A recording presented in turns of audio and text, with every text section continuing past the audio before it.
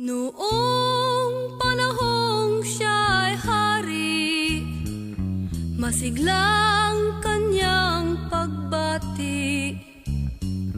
Mahigpit ang hawak ng mga daliri, at ang lakad na may matuwid. Mahusay ang kanyang talumpati, makisig kung siya'y magdamit. Malalim ang kanyang pag-iisip, at lahat ay sa kanya nakatitig. Ngunit ngayong siya'y pagod na, mahina na rin ang katawan. Pinagmamasdan na lamang sa bintana ang unti-unting pagdaloy ng ulan.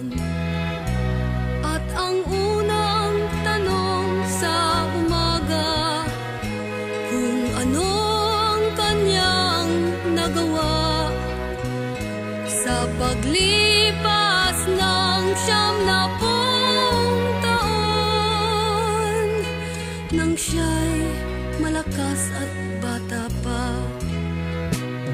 Si Lolo Jose, si Lolo Jose, si Lolo Jose, matanda na, ngunit mahal ko pa si Lolo Jose, kahit siya ngayon ay laos na. Sa piling ng mga alaala, lagi na lamang nag-iisa.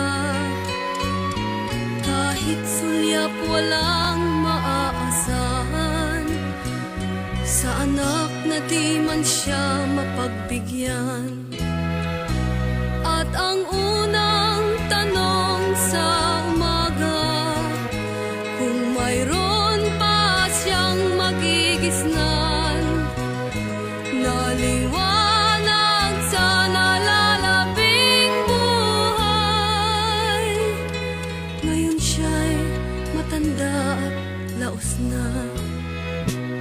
Si Lolo Jose, si Lolo Jose, si Lolo Jose ay matanda na, ngunit mahal ko pa si Lolo Jose, kahit siya ngayon ay laos na. Sa dilim ng kanyang pag-aasam, maghapon na lang nakabantay.